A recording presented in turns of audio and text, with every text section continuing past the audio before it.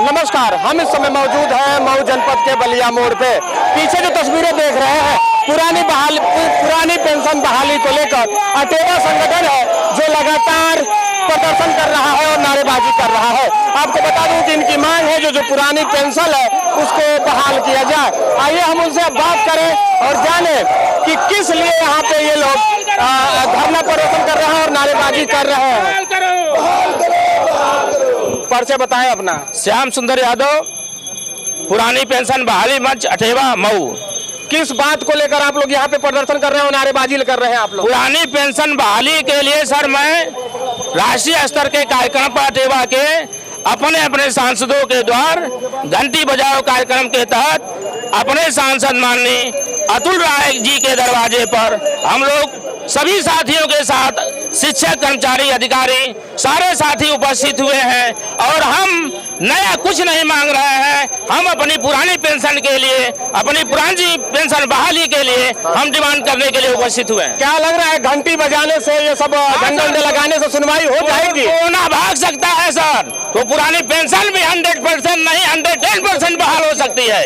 इसलिए कोरोना भाग सकता है तो घंटी बजाने से संसद में इस घंटी की आवाज गूंजेगी। हमारे जनप्रतिनिधियों को हम लोग ज्ञापन दे रहे हैं, उनके दरवाजे घंटी बजा रहे हैं, वह सदन में जाएंगे, कर्मचारियों की पीड़ा को सदन में उठाएंगे। हमारे माननीय जो जनप्रतिनिधि हमारे सदन में देश के पंचायत में बैठे हुए हैं, हमारे न्याय की गुहार लगाएंगे और हमारी पुरानी पेंशन बहाल होगी। इसका हमें आशा नहीं 110% विश्वास है। अरे आप लोगों के करने से, घंटी उंटी बजाने से सरकार को असर पड़ेगा? असर पड़ेगा सर। हिमाचल में बच चुका है, घंटी नहीं घंटा बच चुका है। कर्नाटक में घंटी नहीं घंटा बच चुका है। पंजाब में घंटी नहीं घंटा बच चुका है। परिवर्तन हो चुका है। या तो हमारी पुरानी पेंशन की मांग पूरी होगी और नहीं तो फिर परिवर्तन होगा, घंटी का ये प्रभाव होगा।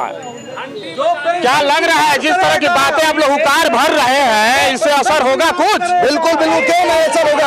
हम अपनी मांग यहाँ कर रहे हैं और माननीय सांसद, माननीय जनप्रतिनिधि अगर कई पेंशन ले सकते हैं तो हम कर्मचारी 60 साल की सेवा करते हैं, हम पेंशन क्यों नहीं लेते हैं? आखिर ये पेंशन हम भीख तो नहीं मांग रहे हैं।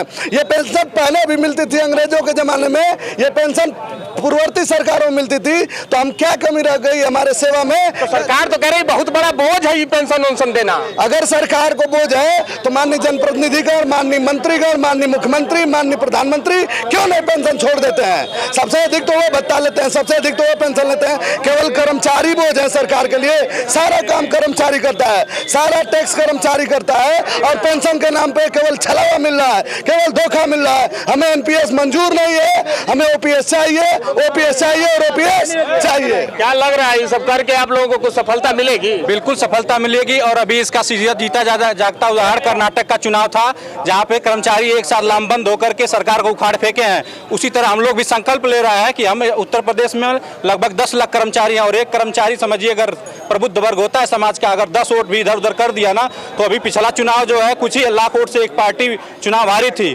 अगर हम एक साथ फिर एकजुट हो गए तो फिर इनको उखाड़ के फेंकेंगे और फिर जो नई सरकार आएगी वो हमको पुरानी पेंशन देगी, जैसे अन्य 5 राज्यों में भी लागू हुई है। ये जो मांग है आप लोगों की, सरकार तो कहती है इसको कैसे पूरा किया जाए, बहुत बोझ पड़ता है सरकार के उस पे। यदि सरकार पर बोझ पड़ रहा है तो हम कह रहे हैं कि पहले हमारे जनप्रतिनिधि अपना पेंशन छोड़ दें। वो एक बार जीतते हैं, 4 बार जीते हैं तो 4-4 पेंशन लेते हैं और उनको बोझ नहीं है। और शिक्षक कर्मचारी जो है 25 साल तक सेवा करता है देश का और उसको पेंशन देने में सरकार पर बोझ पड़ा है, ये गलत है, ये 100% गलत है। और अभी सरकारें दे रही है, इस सरकार को भी देना चाहिए। हम माननीय प्रधानमंत्री जी से मांग करते हैं कि पूरे देश में पुरानी पेंशन लागू की जाए। सरकार की विभिन्न योजनाओं में पानी की तरह से पैसा बहाया जा रहा है, फ्री में अनाज दिया जा रहा है, करोड़ों करोड़ों अरबों खरबों के रोड बन रहे हैं, हम लोग टैक्स देते हैं। सरकार की योजनाओं को बोझ लेकर के हम एक एक जगह जाते हैं और योजनाओं को क्रियान्वित करते हैं। और हम लोग ऐसे हैं, इतने कर्मचारी हैं कि जो हर चट्टी चौराहे पर है, हर गांव पे, हर गली में है। अगर हम सरकार की योजनाओं को मन से लागू नहीं कर पाते हैं क्योंकि हम लोग अस्थाई सरकार है, सरकारी कर्मचारी हैं, जबकि सरकार 5 साल के लिए कि सरकार पे बोझ पड़ेगा, तो ऐसी सरकारें बोझ हैं जो कि ओल्ड पेंशन न दे पाए। सरकार तो यही कहती है ना कि बहुत सरकार पे ये बोझ नहीं है, ऐसी सरकारें बोझ है जो इस चीज को समझ नहीं पा रही हैं। आखिर हमें जो हमारी आई सरकार की योजनाओं को चला रहे हैं, 25-30 साल तक चलाते हैं। सरकार तो 5 साल में आती जाती है, लेकिन उसकी योजनाओं को हम लोग चला रहे हैं। और जब हम लोगों की बारी आती है बीमारी की, तब हम लोग कूड़े की तरह से फेंक दिए जाएं, ये कहाँ तक सही है? तो बोझ हम लोग नहीं है, हम लोग असली सरकार हैं। हाँ, अभी कुछ कहना चाह रहे हैं? बिल्कुल बिल्कुल। मैं ये कहना चाह रहा हूँ कि जो कह रहा है कि पुरानी पेंशन बोझ है, वह अर्थशास्त्री है क्या? वह अनर्थशास्त्री है, क्योंकि उसे ज्ञान ही नहीं है। इस समय में एनपीएस के तहत हमारी पेंशन का 10% और सरकारी कंट्रीब्यूशन का 14%, मतलब हर महीने हमारी तनख्वाह का 24% देश के धन की बर्बादी हो रही है प्राइवेट सेक्टर में। दिया जा रहा है। प्राइवेट सेक्टर में 24% हमारी तनख्वाह का हिस्सा जा रहा है हर महीने। सोच लीजिए यह कितना बड़ा घोटाला होने जा रहा है, जिसे कोई भी नहीं समझ पा रहा है। तो जो अर्थशास्त्री बता रहा है वह अर्थशास्त्री नहीं, वह अनर्थशास्त्री है, जो ओपीएस को बहाल करने के लिए बोझ बता रहा है। क्योंकि जब ओपीएस बहाल होगी तो यह सारा धन सरकार के पास होगा, उससे सरकार की योजनाएं चलेंगी, और जब हम रिटायर होंगे उस समय जब हम रिटायर होंगे उस समय हमें पेंशन दी जाएगी, न कि पहले ही।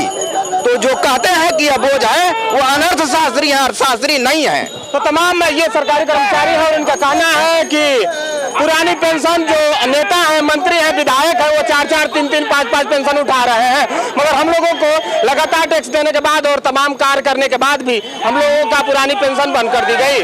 अब इनका ये भी कहना है कि हम लोग अब जागरूक हो चुके हैं और जो हमारी पेंशन बहाली नहीं करेगा, हम सरकार बनाने और सरकार गिराने का भी काम करेंगे। अब बने रहिए हमारे साथ, आप देख रहे थे मऊ तक। मैं संजय, नमस्कार।